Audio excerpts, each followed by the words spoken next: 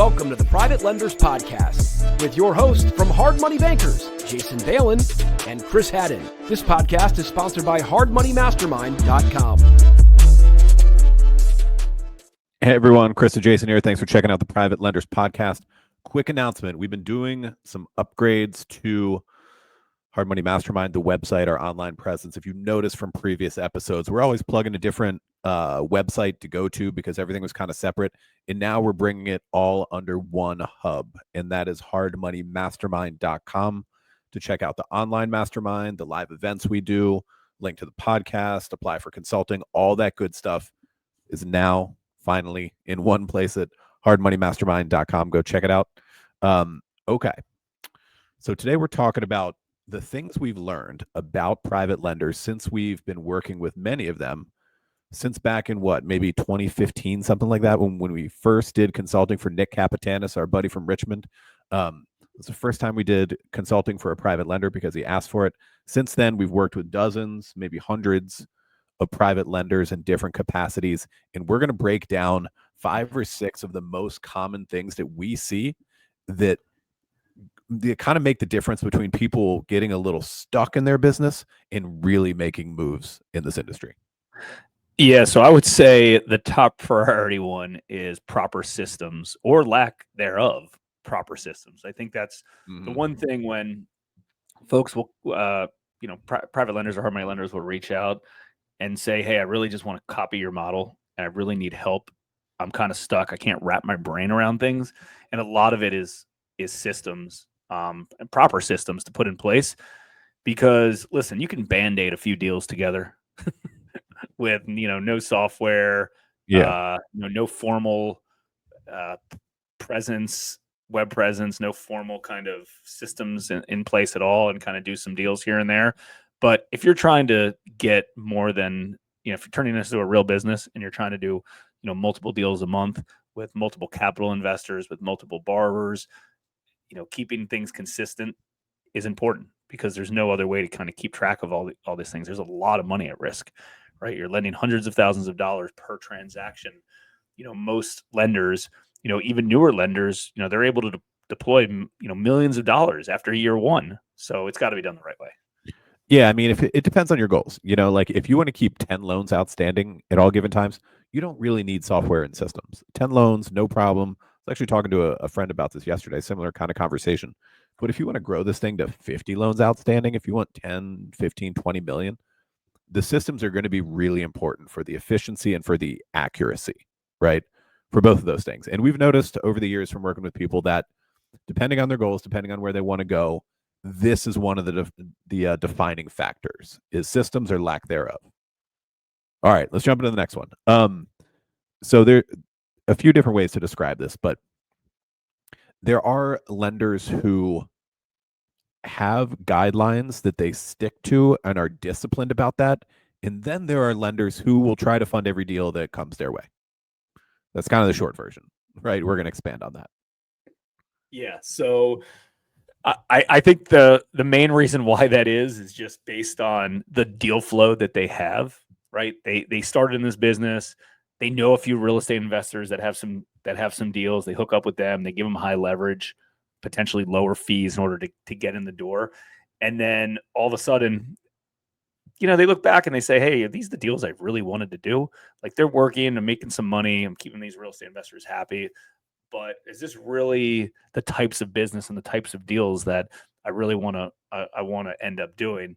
And it's challenging, right? Because you don't know what you don't know, right? You do a loan, it performs. You do another loan, it performs. A year later, it's like, okay, I did all these deals and they work out. I don't have any defaults. And then, you grow and you grow and grow, and you might have been doing bad deals, but don't even know they're bad deals because they're performing. And before you know it, it's too darn late, and you need to take a major hit, right? Like, we know a lot of lenders that don't do formal loan doc prep. They don't really do any underwriting. I mean, I don't even know if they're even getting lender's title insurance on some of these things, right? They're just kind of going through the motions, and you might as well just be writing unsecured loans. Like, you're either doing it the right way or you're doing it the wrong way. And it's important to do that. So you got to be disciplined about the whole thing. And I know we preach kind of marketing, but that's where it comes from, right? I've said this 1,000 times. If I have Marketing 10 loans, in if I have whatever 10, capacity you want to. yeah, Sorry, I didn't mean to jump in and cut you off, but like I know some people get turned off by marketing, but that can mean many different things. If you want to run a meetup group and you're an offline, face-to-face, analog type of business person, then rock it out. Do that thing. Be that offline salesperson. That's marketing. If you are more comfortable with the web marketing and the social media and the email and everything else, then do that. If you're more comfortable buying lists and having a couple people just burn up the phones generating leads, do that. You don't have to do every one of these strategies. You should probably dive into one, but that's another one that's kind of like a line in the sand between a real business and somebody who's not really making it happen is predictable lead flow. yeah, Predictable lead flow is what a business have. I was talking to a private lender again the other day, and he was like, "Yeah, I used to lend to a handful of guys, and like they're not really doing that many deals anymore." And I'm like, "That's not a business." I know we used to lend to a handful of guys in the past, but like without new lead flow, new prospects coming in, of course we want repeat. There's no doubt about that. But without new prospects coming in the door, that's not really a serious business. yeah, exactly. And I know we've said this exact same comment before, but if I have 10 deals that I'm looking at this week and Chris has 25, 50 deals he's looking at this week or month or however long a period you want, like who's going to have a better deal? The one who has more opportunities. It's that simple. So what Chris said, I think is important is figure out what type of marketing channel you want to focus on and do it. And, we were doing some consulting the other day with a few guys, and we spent a decent amount of time on social assets and website building and some of the stuff that we do online, and he couldn't really relate to that. And then we talked about our meetup group. We have a meetup group. It's got about 6,000 people in the group. It's grown organically through meetup.com, even though we actually haven't physically met in a while, but it still kind of grew. And it was a great group. Met once a month. We started with 20 25 people in our office, and then we expanded until we had over 100 people, sometimes 200 people at a restaurant, and we did it once a month. He's like, "Oh, I can relate to that." And I was like, "Well, there you go. There's your marketing channel. Don't worry about some of the Yeah. digital assets and the social media stuff. If this is where you want to concentrate on, be that guy in your local market that runs that meetup group once a month, twice a month, once a week, once a quarter, however you want to have it set up, and spend time and focus on that, knowing that that's going to fuel your lead flow and your deal flow."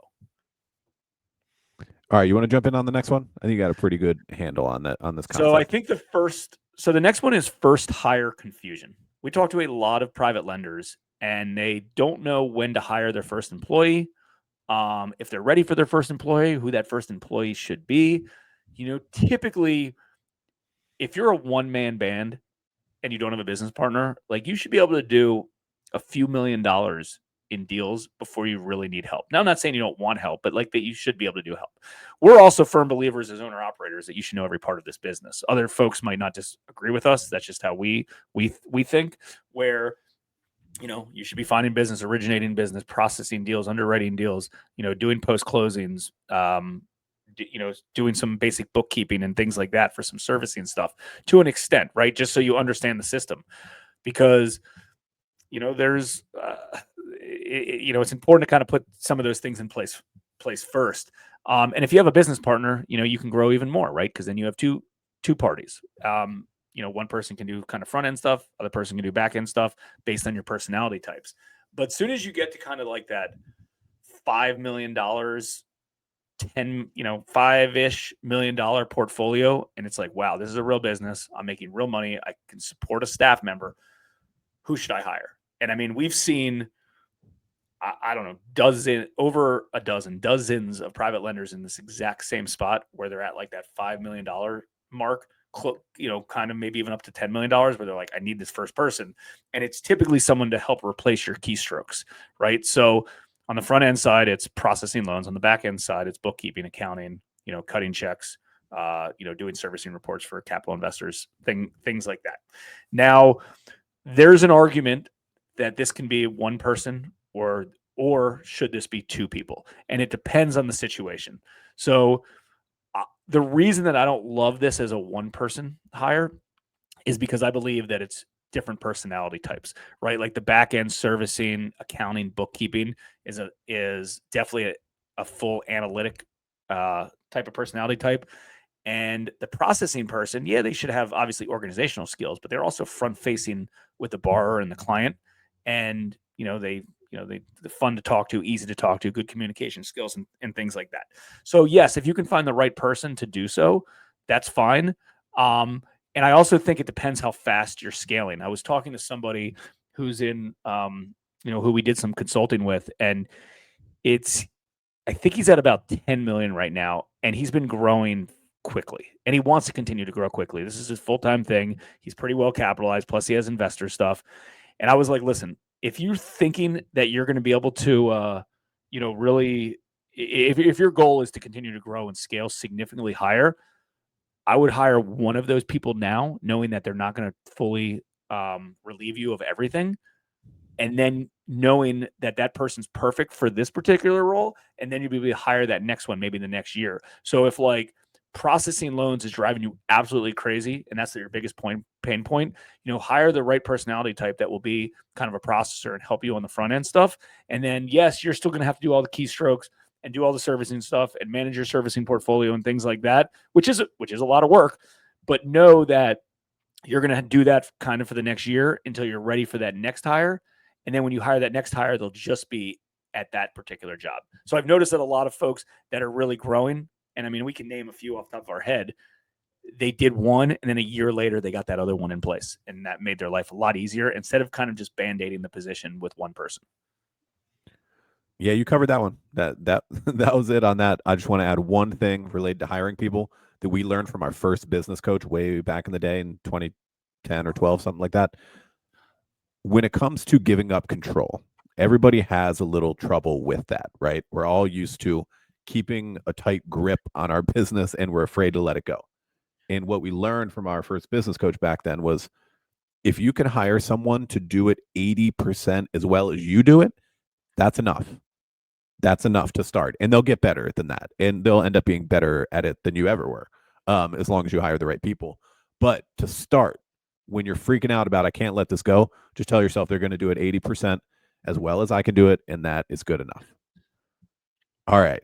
Moving on to the next one. We got to talk about some capital stuff. Something we've noticed over the years working with private lenders is that some people have the wherewithal, skill set, personality to raise and control private capital, and some kind of don't. So I want to be careful here, because I don't want to discourage people who do have what it takes from getting into the capital game. I don't want to discourage that, but I want to, describe as best I can that for the most part, people who have what it takes to control private capital and to do the right stuff with it will end up with capital. They're not afraid of raising it. They have the confidence in their business model. They're just going to execute. They're going to put in the effort, and it is effort. It is, especially at the beginning, it's a full-time job raising capital and investor relations. Later on, it gets a little easier. People who are supposed to have capital tend to end up with it. Besides, one disclaimer, besides the fraudulent Ponzi criminal sociopath types who end up scamming people out of money, we're not talking about them. We're talking about many, many people in the world of finance in different niches. Those who are supposed to have capital tend to end up with it. Does that make sense? Yeah, I would agree with that. That, a lot of the private lenders that we know personally in the Mastermind group, like, they have private capital, and they might need to raise more private capital, right? And there's obviously lots of ways to accomplish that, but they're able to raise capital. And it's just a matter of, okay, well, as I scale, I need to raise more capital. Like, what are some tips and tricks to do that? So yeah, I agree with it. Like, they've already, have that in place. It's not like, hey, only if I had unlimited capital, I'd be able to get into this business. A lot of the times, they're able to do so. And let's be honest, doing a good deal will help raise capital. All capital investors want to deploy their capital into good, safe investments. So, it starts at the beginning. Having good opportunities will keep capital around, and the capital snowballs, right? The capital snowballs. It's not like, you're going to do a deal with a capital investor, and in 9 months the loan pays off, and they'll be like, okay, thanks, I got my 10% return for 9 months. I'm going to take my capital and put it elsewhere now. No, they're going to continue to go in and do the next deal, and then refer their friends and family and use, self-directed IRA money that they have and things like that. And it snowballs into one big machine, but it is serious. And I've heard Chris talk to some people on follow-up calls where it's like, hey, I'm struggling, to try to raise some of this. It's like, well, how many investor calls did you go on? How much, this week, how many new investors did you talk to out of your existing database? Whatever, how many new meetings did you set up and things like that? And it's no magic formula, it's work. I think everyone just, as much time as you're putting into finding deals, let's go out there and try to raise capital. So anyways, okay. So the next thing that we've learned from working with many private lenders is most of them just want to come in and copy a system that's already clearly working and then improve it based on what they want out of that, right? Like based on what they're trying to do out of it. It's like, I don't want to reinvent this wheel. I don't, and me personally, whenever I'm trying to do something, I don't want to reinvent the wheel either. Like, show me what's working, show me how to do it. And then I'm going to, put my brand on it and I'm going to continue to improve on it. Yeah, I mean, we do that in many aspects. We'll get to the hard money model in a second, but we do that in many aspects of business. Like we learn about what people are doing, say, for marketing, right? You can learn all about it on social media, YouTube, everything else. And then we implement the stuff that works for us, related to software we use, a bunch of things, right? Like how we run the structure of our company and all kinds of stuff that we've taken models from elsewhere and applied it to our business and hopefully improved it over time. Now, we didn't have the option of doing consulting with ourselves when we were starting lending at the end of 2007. If we did have that option, if there is anyone offering the stuff that we now do, we would have signed up for it. If there was a mastermind group, an inner circle, like we would have joined that thing many years ago. It wasn't around, so we created it. So we've noticed that as people have come through with consulting with us, with inner circle and everything else, a lot of people will take a good percentage of our model, how we underwrite, how we run the company, the software we use. Not 100%. I mean, there is one example, the guys from Sharper Capital, like they've copied 95% of our model and implemented all of it very successfully. And then there's a lot of people who don't want every little piece of HMB's model, but they'll model like 70% of it, something like that. And then they'll add in stuff in their own way and improve upon it in ways that work for them. And so we've noticed that successful lenders tend to keep doing that over and over. Yep, no doubt. So the last thing that we've learned from working with many private lenders and becoming good friends with a lot of these and really tracking their progress over the last 10 years is successful lenders have gone all in with this business model. And because it is truly a business model. And that's not to say that you have to go all in, or if you listening necessarily have to, you might decide that you don't want to do that, but successful ones have.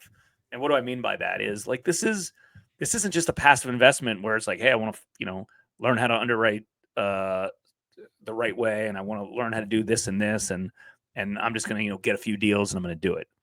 Like that particular person might be better to just invest with another lender in the group or another lender elsewhere as a passive investor. And, maybe, yes, they want to be involved in some of the process, but like it takes time, energy, and capital to create a business, just like any business. And it's got to be treated as a business. I mean, I think there's to our surprise, there's a lot of lenders, that we've chatted with and worked with. And we're like, man, I get it now. And like, this is tough. I don't know if I fully want to do this. And that's just because of personal preference, right? They might not want to. They might want to just deploy their capital with somebody else.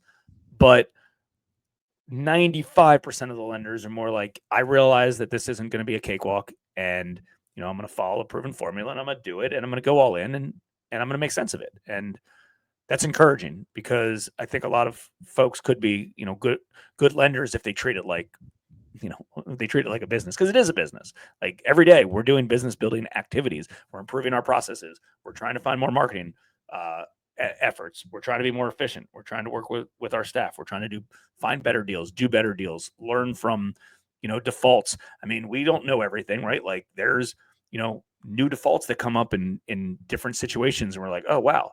So we could, decide to go this route instead of this route. Like there's things that we're constantly learning every day.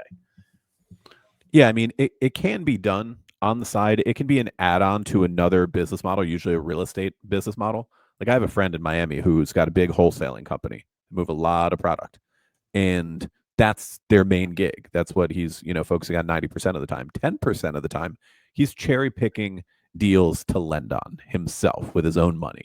And that is fine. And it's, not really something he's looking to grow. It's just additional revenue stream. But we've noticed with the people that we've worked with, the lenders who go from 5 million to 10 million to 20 million outstanding, and we've seen this happen several times, are the ones who are totally focused on the lending model.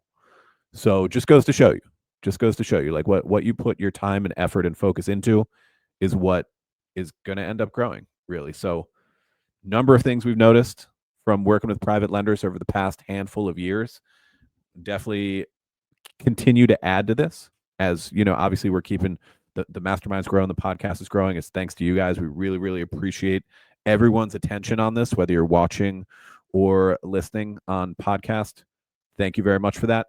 And again, to keep up with everything that we're up to, you can find it all in one place at hardmoneymastermind.com. And we'll see you guys next time.